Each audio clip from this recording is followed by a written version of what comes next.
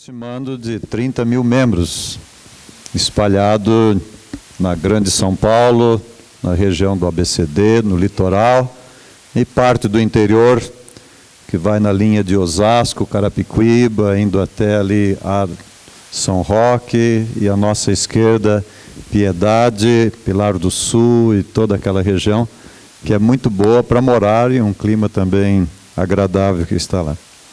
Mas o nosso desafio como território de evangelização são 9,5 milhões de habitantes. Amém. E nós temos alguns pilares de sustentação dentro da associação. Algumas das principais igrejas que dão suporte para que possamos avançar e fazer o máximo que a gente pode no momento presente. Nós temos um corpo ministerial de em torno de 78 pastores, 52 distritos pastorais e alguns desafios bastante interessantes, como um trabalho a favor da comunidade judaica, da comunidade árabe e hispânica. E cada uma delas com as suas diferentes peculiaridades e esforços que são necessários ali também. Neste ano próximo, nós vamos poder acrescentar 3 novos distritos pastorais no corpo da associação. E um deles é um sonho acalentado há muito tempo, mas que finalmente conseguimos fincar pé, Alphaville. A região de Alphaville e a Aldeia da Serra é bastante conhecida de ouvir falar, não é? Na região de Alphaville vivem pouco mais de 100 mil pessoas, e circulam diariamente entre os que vêm trabalhar mais 150 mil pessoas. E hoje nós estamos ali com uma congregação em um pequeno edifício de 3 andares e uma congregação de 70 membros, muito animados, muito ativos e com planos para a evangelização ali na região. E o método principal que eles estão usando no momento é a formação de um coral evangelístico, em que vão ter em torno de 120 vozes, e aproximadamente 80 dessas pessoas são da comunidade, ainda não são membros da Igreja Adventista. É um esforço bastante interessante, esse trabalho está sendo feito. Eles fizeram um evento há poucos meses atrás, arrumaram um espaço, um auditório, no Museu da Bíblia, em Barueri, um auditório com capacidade para 500 pessoas, levaram vários corais adventistas para cantar, e tivemos ali 150 visitas. Destas 150 visitas, 30 se inscreveram no coral comunitário. E hoje eles estão já no 2º mês de ajustes, de se preparando para poder participar e fazer as apresentações. É uma expectativa muito grande em torno deste programa de trabalho e vermos como podemos aproximar da comunidade, que não é uma coisa muito fácil ali naquela região. No curso Como Deixar de Fumar, desta semana que eles estão realizando ali pela 2ª vez, eles estão com 50 pessoas regularmente assistindo, não é? Muitas pessoas deram atenção a este curso, estão sendo beneficiados, não é? Então este é um trabalho que estamos avançando, investindo bastante, porque estar numa região daquela não é fácil, não é? O prédio anterior onde nós estamos era um aluguel de R$ 12.500. Não é? Foi o começo ali.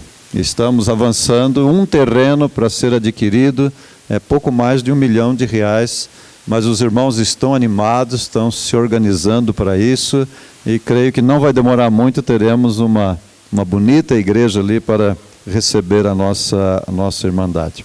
Neste ano, irmãos, provavelmente vamos ultrapassar o número de 2.300 batismos. Há poucos dias atrás eu recebi uma história.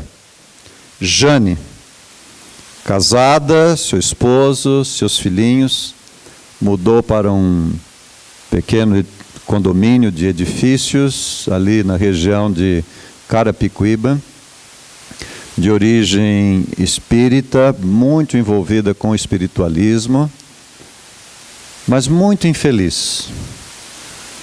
E uma vizinha A Cristiane, em poucas conversas, percebeu desta condição, desta senhora que estava à busca de uma resposta para a sua vida. No mundo espiritualista, ela tinha ligações com o espiritismo, com a Umbanda, com o Sheshu Neye, mais uma série de coisas envolvidas, mas não estava encontrando resposta para as suas necessidades. Cristiane, a vizinha adventista, começou a conversar com ela e convidou para um pequeno grupo. Ela resistiu no primeiro momento, no segundo momento, no terceiro convite. Então Cristiane ficou pensando, como eu posso chegar a este coração? E entregou para ela um DVD com algumas palestras do pastor McFeeling. E lá no recesso do seu lar, ela colocou ali o DVD, começou a ouvir, e em 10 dias, ela mudou completamente a vida. E o testemunho do seu esposo foi muito interessante. Ele diz, olha, agora entrou em nossa casa uma medida abundante de calma e serenidade. Coisa maravilhosa. Então ela aceitou pela primeira vez, pela primeira vez ela aceitou um novo convite de vir para o pequeno grupo. Na família Cristiane com um outro casal. Frequentou durante algum tempo, mas não aceitava um convite para ir à igreja. Mas a igreja que a Cristiane, o Tom e a sua esposa frequentam, começou a desenvolver já desde o ano passado alguns programas sociais de contatos com a comunidade. E ela então se interessou por esses programas sociais. Começou a frequentar esses programas sociais. Hoje já é membro da Igreja Batizada. Este é um dos milagres. E nós devemos ter mais de 2.300 desses milagres no conjunto da Associação Paulistana. Louvamos a Deus por isso. Não é? E que a graça de Deus continue repousando sobre esta congregação, sobre esta igreja, que muito tem contribuído para que o Evangelho possa avançar dentro desse amplo território que nós estamos, que geograficamente é pequeno, mas é densamente habitado. Não é? É um tremendo desafio, mas pouco a pouco nós estamos avançando e alcançando.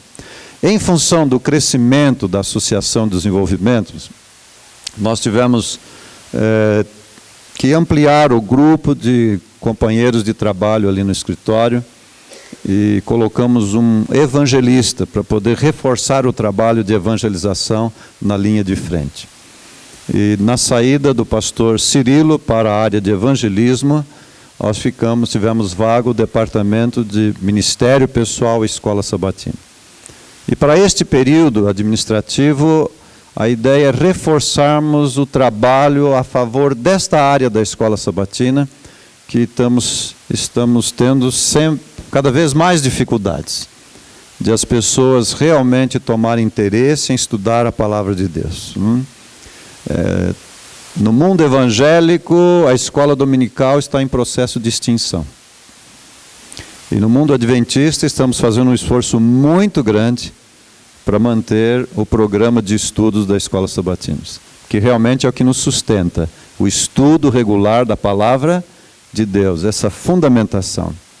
E na mesa administrativa, acho que 1 mês e meio atrás, 2 meses, tivemos um processo de escolha, de nomeação, onde vários nomes foram considerados, estudados, e depois de bastante reflexão e muita discussão, o pastor Jorge Mário foi o escolhido, foi o mais votado. E ele foi muito bem defendido como pastor desta igreja lá pelo representante da igreja e da região, irmão Buscagin, ali na mesa administrativa. Por isso agradecemos a compreensão dos irmãos. Sabemos do ministério do pastor Jorge Mário nesta igreja, da contribuição que ele tem dado aqui à comunidade e que, naturalmente, aqueles que estão mais próximos vão sentir, mas estamos felizes porque ele também não está saindo do território da Paulistana. Ele vai continuar dando a sua contribuição, já está contribuindo, não é? Você sabe que o professor Jorge Mário ele é muito aplicado neste assunto do ensino, tem um envolvimento muito próximo desse assunto da escola sabatina, e cremos que, como conjunto, em toda a associação, nós estaremos enriquecidos nessa linha. Nós tínhamos o pastor Viana, que era o ministerial da associação, que cuidava dos pastores. Ele veio a falecer no primeiro semestre, e agora então esta função foi preenchida, e o pastor José Silvio, que era o pastor de Santo André, estava ali apenas 2 anos, mas também neste mesmo processo foi nomeado e estará cuidando da área ministerial e pastoral da associação. Na última mesa administrativa, tivemos considerando o nome de um pastor para estar aqui com os irmãos nos próximos anos. E o nome escolhido, a pessoa escolhida foi o pastor Palma, que está aqui conosco e queremos convidá-lo para vir aqui à frente. O pastor Palma, ele é da boa terra da Bahia. Nasceu em Salvador e teve o seu ministério desenvolvido no estado do Espírito Santo e no Rio de Janeiro. Teve um período de estudos fora do país, onde ele pôde fazer 2 mestrados, é um homem estudioso, pesquisador, experiente. A sua penúltima experiência pastoral foi na Igreja Central do Rio de Janeiro, por quanto? 8 anos e meio. Não é? Dá esperança para nós aqui, não é? Depois ele passou um período na administração do campo, como secretário, e a recém-experiência dele em um projeto evangelístico ali na região Botafogo, Copacabana. O pastor está acompanhado da esposa. Nós queríamos pedir que ela pudesse vir até aqui à frente, a doutora Gilma, que é psicóloga. Ela disse que era para ir devagarzinho, né, tal. Ela tem um jeito... Mineira? Por favor, professor, doutora. O casal tem 3 filhos, irmãos. Um médico aqui em São Paulo, Dr. Thomson. Em algum momento, talvez, vamos ter a visita dele aqui. A doutora Suzana, que é psicanalista e mora em Rio Preto. E a doutora Cristiane, que é arquiteta e mora no Rio de Janeiro. E ele tem 2 netinhos. Não é? Tá, 4. 4, que maravilha. E 2 que está lá. Não é? É uma alegria recebê-los aqui. Creio que o mesmo carinho que essa igreja tem dado a todos os seus pastores vai ser extensivo para vocês também, e que vocês vão sentir aqui como um verdadeiro lar, não é? A família que nós somos como adventistas. Uma saudação para o casal? Muito bem. Nós gostaríamos de pedir que os anciãos viessem aqui à frente e estendessem a mão de comunhão e de recepção do casal, em nome de toda a congregação. Senhor nosso Deus, nosso Pai, queremos te agradecer pelo privilégio de estarmos diante da tua presença. Sentimos necessidade de ti, sentimos necessidade da tua direção, sentimos desejo de chegar ao lar. Querido bom Deus, abençoe este rebanho. Ele cantou esta oração. E que a mensagem desta manhã venha de encontro às necessidades de cada um. Te pedimos em nome de Jesus. Amém, Senhor. Eu quero louvar e agradecer a Deus pelo desafio e pela dedicação de um templo tão bonito quanto este, que vocês separaram para o Senhor. Eu sei que já tem alguns anos e que esse templo foi construído, que ele existe, mas é a primeira vez que eu venho aqui. E venho para ser introduzido como rebanho como pastor de um rebanho tão especial quanto este. Especial não pelo templo, especial não pelo que vocês têm, especial por aquilo que vocês são aos olhos do Senhor nosso Deus. Eu agradeço à associação a confiança, de entregar algo tão precioso para pastorear, para cuidar, para conduzir para bem perto de Jesus. Eu achei muito linda esta árvore de Natal. Eu não poderia ficar calado não deixar de agradecer aos irmãos, não é? Quanto capricho, tudo natural, vivo, não é? Uma árvore viva. E está realmente louvando o nome do Senhor nosso Deus. Está falando da nossa alegria, falando de nossa esperança. Está falando da nossa alegria por Jesus ter morrido em nosso lugar. Está falando de nossa esperança de vida na pessoa de Cristo. Eu parabenizo os artistas que decoraram a igreja tão bonita. A igreja já é bonita e torna-se mais difícil ainda torná-la mais bonita. E aqui está olha quanta coisa linda. O pastor Jorge Mário, seu aspecto de hospitaleiro, alegre como ele é, vibrando com esta igreja, me apresentava as porções, as partes diferentes do santuário na quarta-feira passada. Mas ele só não pôde me apresentar vocês, a igreja, como está bonita hoje. A igreja é isto, não é esse o lugar que nos ampara. E estarmos juntos, irmãos, louvando a Deus, é realmente algo maravilhoso. Eu quero convidar vocês para abrirem suas Bíblias em Êxodo capítulo 3, versículos 1 e 2, e depois vamos pular para o 6 até a metade do versículo 8. Êxodo capítulo 2, Êxodo 3, versículos 1 e 2, e depois pulamos para os versículos 6 até a metade do versículo 8. Na minha tradução, na minha versão, eu leio da seguinte maneira: apacentava Moisés o rebanho de Jetro, seu sogro, sacerdote de Midian, e levando o rebanho para o lado ocidental do deserto, chegou ao monte de Deus, chegou a Horebe. Apareceu-lhe o anjo do Senhor numa chama de fogo, no meio de uma sarça, e Moisés olhou, e eis que a sarça ardia no fogo, e a sarça não se consumia. Versículo 6. E disse mais: eu sou o Deus de teu pai, o Deus de Abraão, o Deus de Isaque, o Deus de Jacó. E Moisés escondeu o rosto, porque temeu olhar para Deus. E disse ainda o Senhor: certamente vi a aflição do meu povo que está no Egito, ouvi o seu clamor por causa dos seus exatores, e conheço-lhe o sofrimento. Por isso desci a fim de livrá-lo da mão dos egípcios, para fazê-lo subir daquela terra a uma terra boa e ampla, terra que emana leite e mel.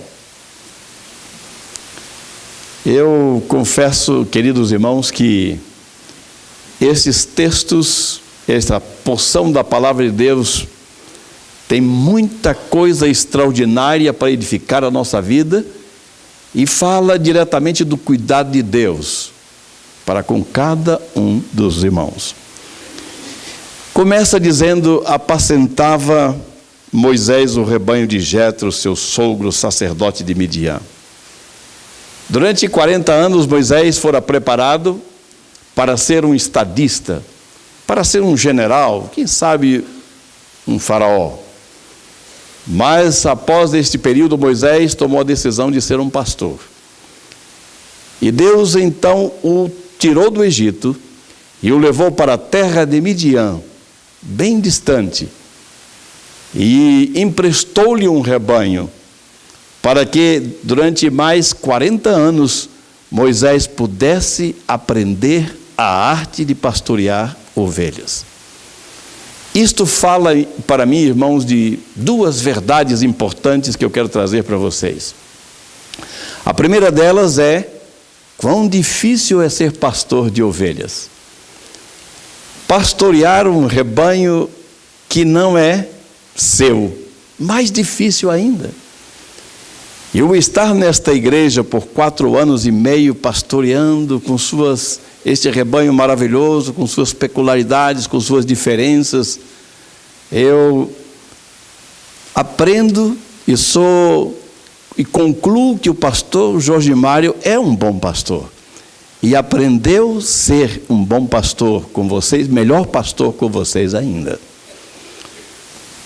A outra verdade é que quão importantes são vocês aos olhos do Senhor. Deus precisou preparar um homem 40 anos para pastorear um rebanho espiritual como este. Na verdade, queridos irmãos, vocês são a razão de ser de todo o plano da salvação. Vocês são a menina dos olhos de Deus. Vocês são o que de melhor existe na face da terra. Vocês são o rebanho do Senhor, fazem parte do rebanho do Senhor.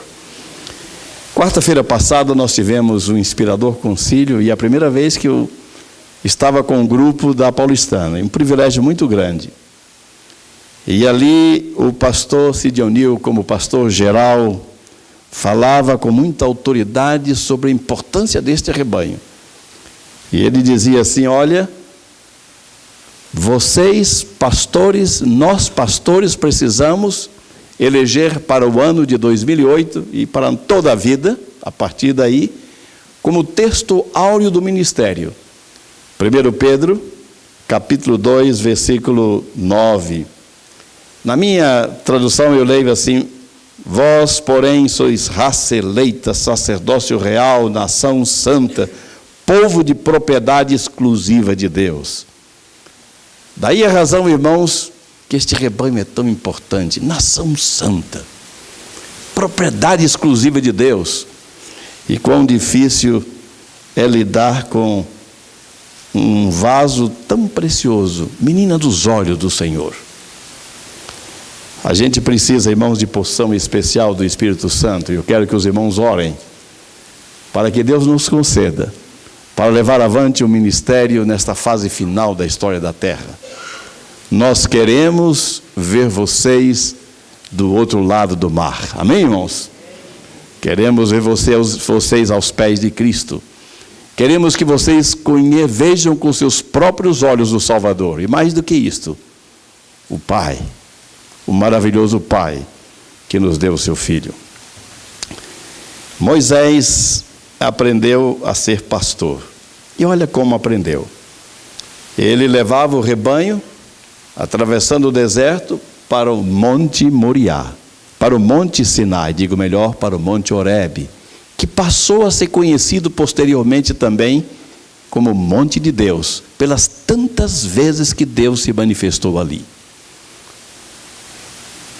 E algumas vezes eu fiquei pensando assim comigo mesmo, quando li esse texto, por que Deus teria levado Moisés para Midian, para se preparar ali? Vocês sabem que os midianitas, eles não são assim, não eram um povo assim, tão identificados com o Deus Criador dos céus e também da terra. Por que Deus levou Moisés para aquele lugar? E então a palavra de Deus responde que levou para a terra de Midian, porque Midian era um dos filhos de Abraão. E, consequentemente, Jetro, também conhecido por Reuel, que significa amigo ou Deus é amigo, ele era um descendente do Deus Altíssimo.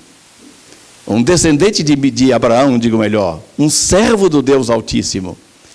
E ele automaticamente era da origem de Midian, ou da origem de Abraão, através do casamento de Abraão com Quetura. Queridos irmãos, Moisés se tornou um pastor que amava o rebanho.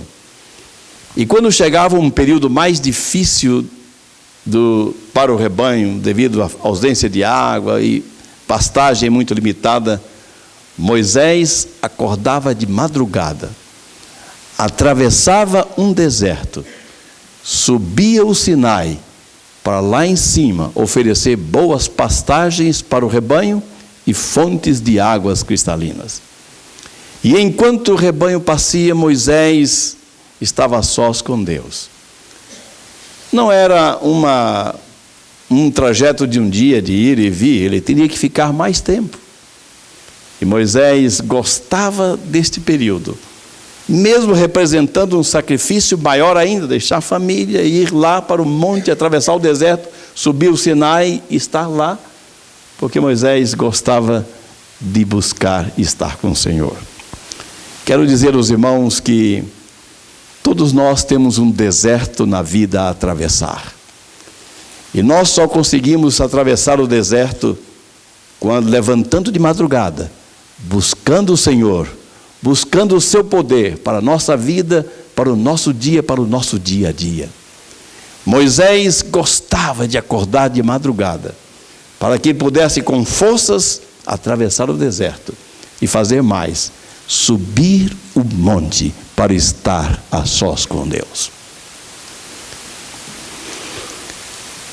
O texto bíblico nos diz que destas ocasiões, que nesta ocasião que ele estava no Sinai com o rebanho, o anjo do Senhor apareceu no meio de uma sarça e no meio da chama. Interessante. E o interessante também é que a sarça estava em chamas, mas que não se consumia pelas chamas, que não era consumida pelas chamas.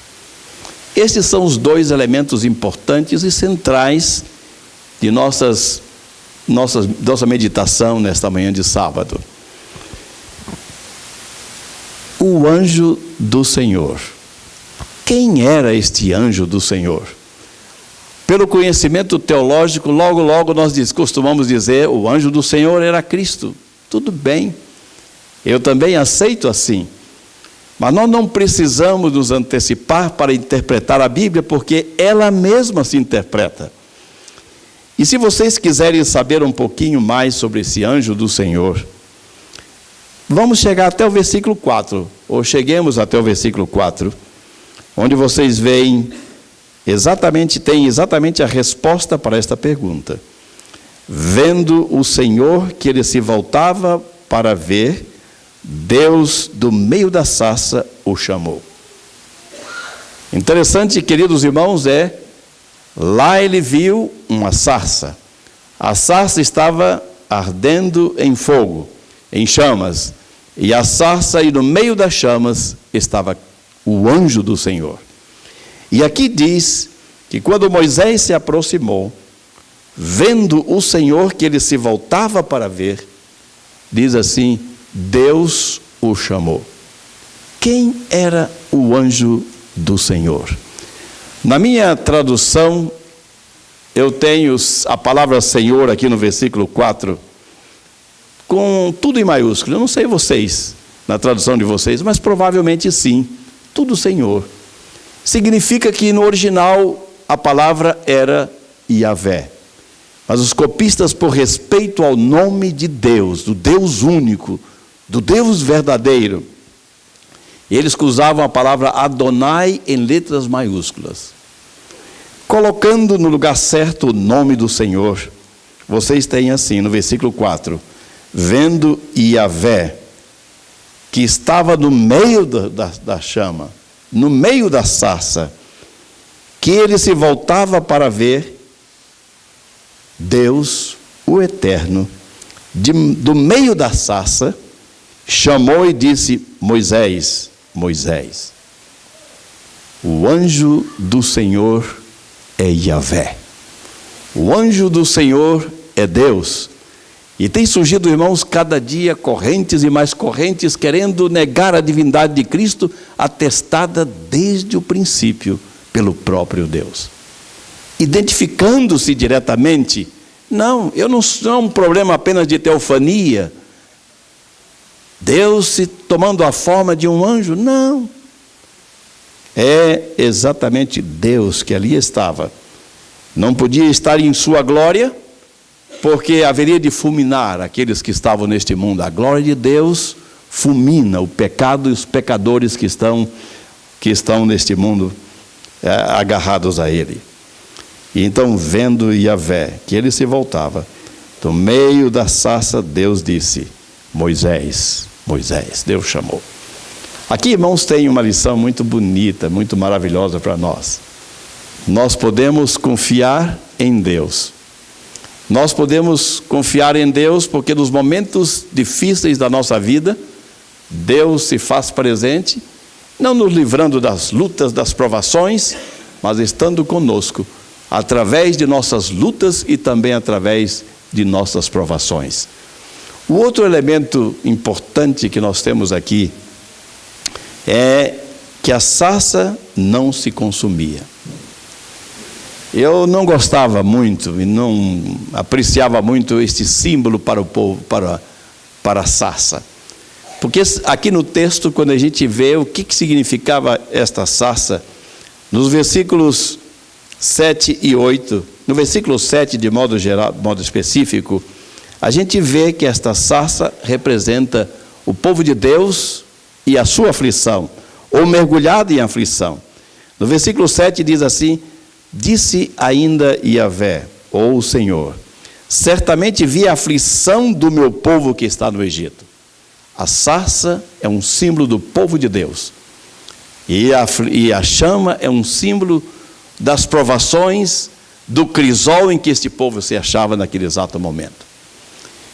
Queridos irmãos, eu não disse, como disse, não gostava desse símbolo, usar uma pequena sarça. A sarça lá no Sinai não passa de um montinho, que parece mais de espinhos, galhos secos, de 50 e poucos centímetros, pisoteado, judiada, e cheio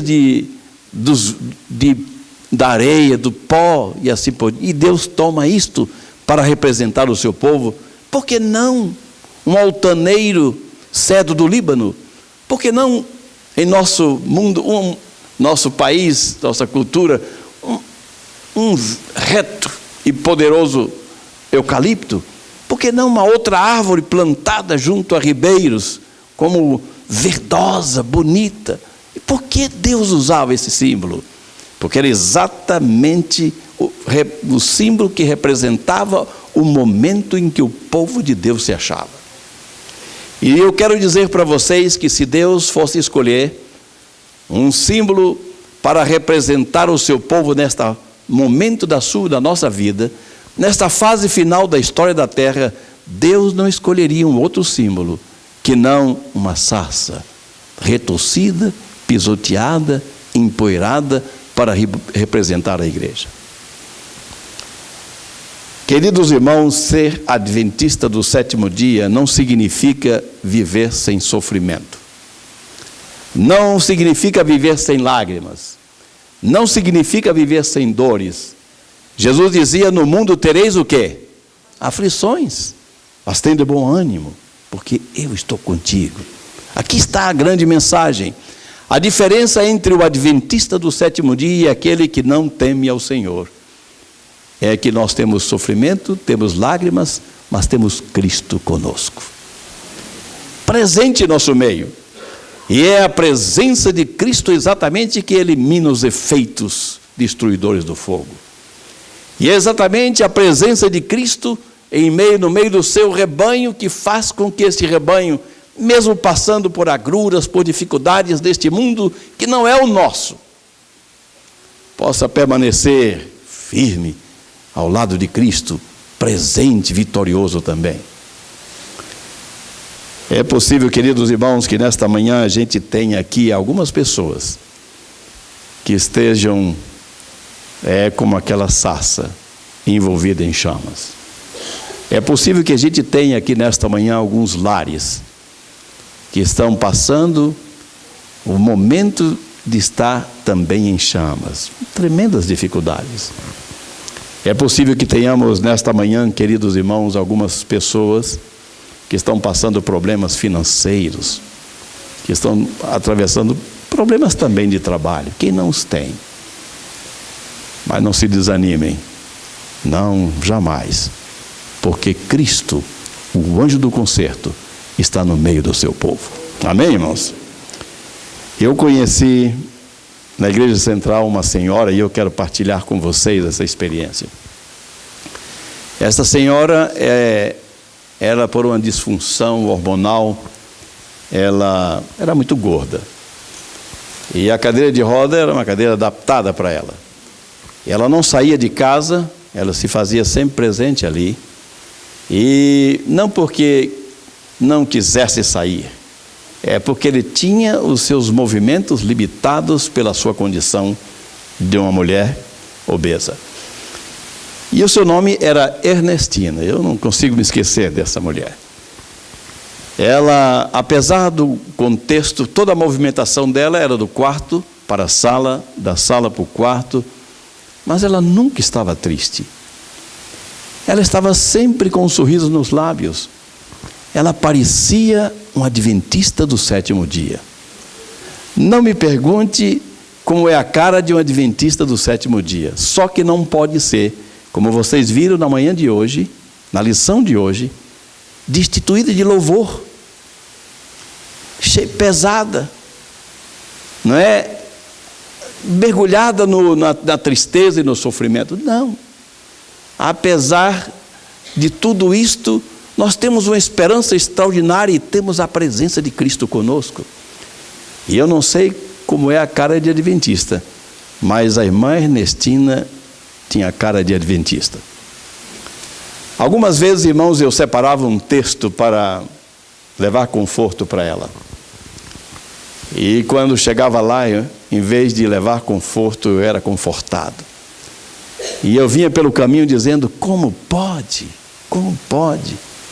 Ela era amiga de jovens, ela era amiga de pessoas de sua idade, era amiga de pessoas mais idosas também. Algumas vezes fui à sua casa para animá-la, confortá-la, levar mais uma palavra de conforto. E quando chegava lá, tinha que mudar todo o texto, tudo que eu tinha pensado, porque ela convidava outros amigos para que eu pudesse ter a bênção da visita pastoral partilhada com eles também. E a gente tinha que se adaptar àquele contexto e fazia um pequeno grupo, não é? Na casa. Chamava amigos, filhos afastados, e era um momento de adoração na casa daquela mulher. Um dia ela ficou doente. A filha, enfermeira de um hospital público, pensava que se tratava de um resfriado, simples. Mas aquilo não passava. E ela então resolveu levar ao hospital e na recepção do hospital, ela infartou.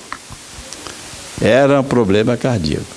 E logo os médicos correram, abriram a sua traqueia, colocaram toda esta aparelhagem que vocês conhecem, para que ela pudesse respirar, e ela estava em estado de semicoma, àquela altura.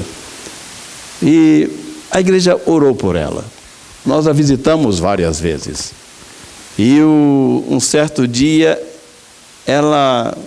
nós tínhamos informação que ela ouvia, mas não falava. E a gente conversava com ela, animava e orava.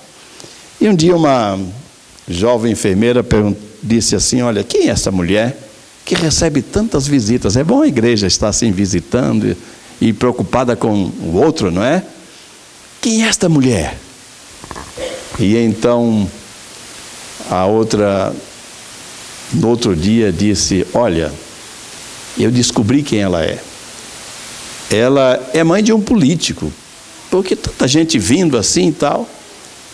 Passado algum tempo, uma outra disse, não, eu descobri que ela não é mãe de político nada. Ela é uma mãe de santo. Ela é uma macumbeira. E ela ouvia e não podia dizer nada. Mas Deus foi atendendo às orações dos irmãos, e ela foi melhorando e recuperando. E quando voltou a si, a primeira coisa que ela pediu foi, eu queria que você pediu para os sinais que trouxesse um papel.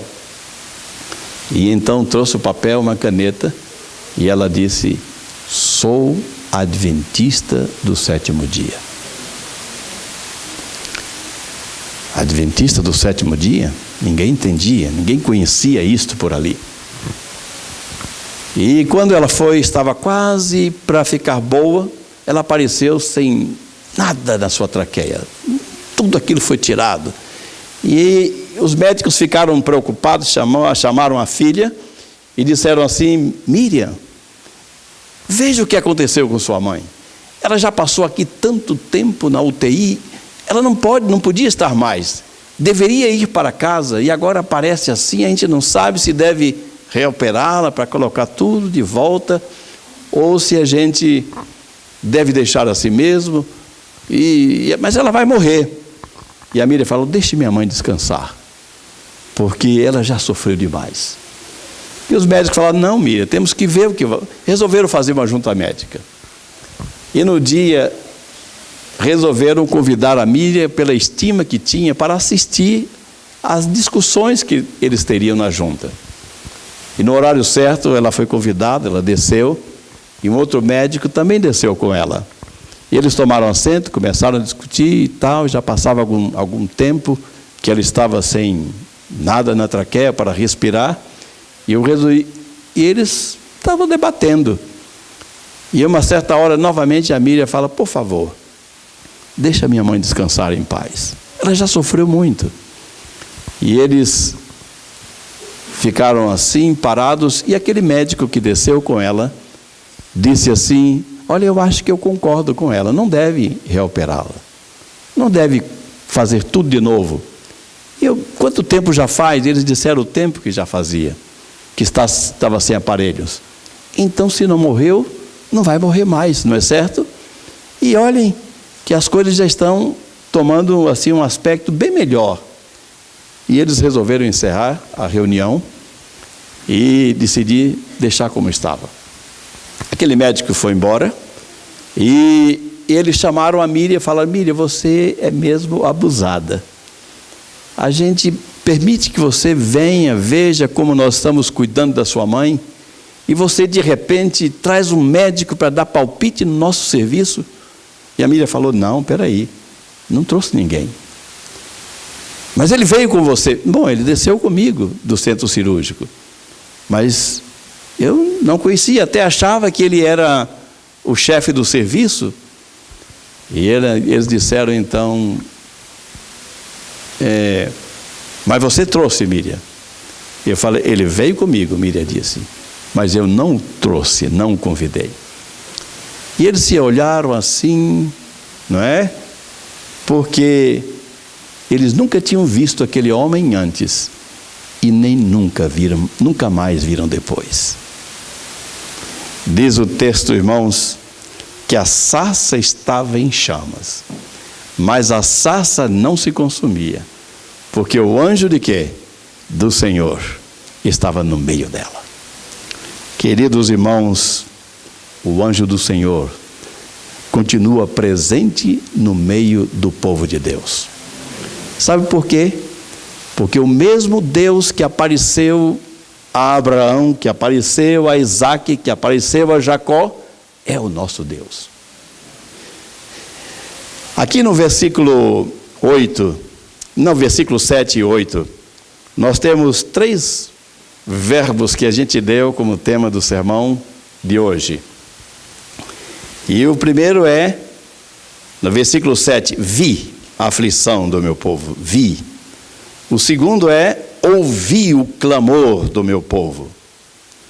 E o terceiro é, desci para livrar o meu povo.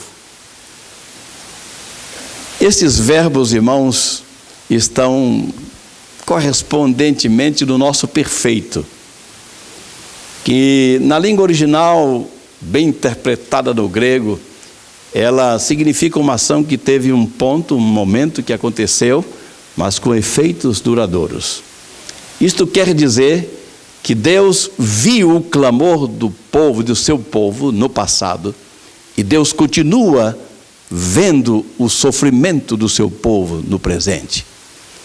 Que Deus ouviu o clamor, as orações do seu povo no passado, e Deus continua ouvindo o clamor, as orações do seu povo no presente. Significa, queridos irmãos, que Deus desceu para socorrer o seu povo no passado, e Deus continua descendo para socorrer o seu povo no presente. Sabem por quê? Porque Ele é o Deus eterno. É o nosso Deus. É o mesmo Deus de Isaac, é o mesmo Deus de Abraão, o mesmo Deus de Moisés. E é o mesmo Deus também do seu povo no presente hoje. Esta expressão, queridos irmãos, anjo do Senhor, aparece só no Velho Testamento. No Novo, ela não aparece mais. Sabem por quê? Porque no Novo, ela se transforma em Emanuel, ou seja, Deus conosco. E Ele prometeu, quando esteve aqui na terra, Ele prometeu estar conosco todos os dias, até a consumação de quê? Dos séculos. Isso significa Deus presente no meio do seu povo. Queridos irmãos, clamemos pela volta do Senhor. Clamemos pela sua misericórdia. Deus acompanha nossa situação, nossa condição, porque vocês e eu somos a menina dos olhos de Deus. E Ele está ansioso por voltar novamente à terra, descer, mas para levar vocês para sempre. Não percam de vista esta esperança gloriosa e esta certeza da presença de Deus no meio da sua igreja. Não percam de vista, irmãos, não percam de vista esta certeza de que Ele há de voltar. Porque no coração de Deus está você. Que Deus abençoe os irmãos.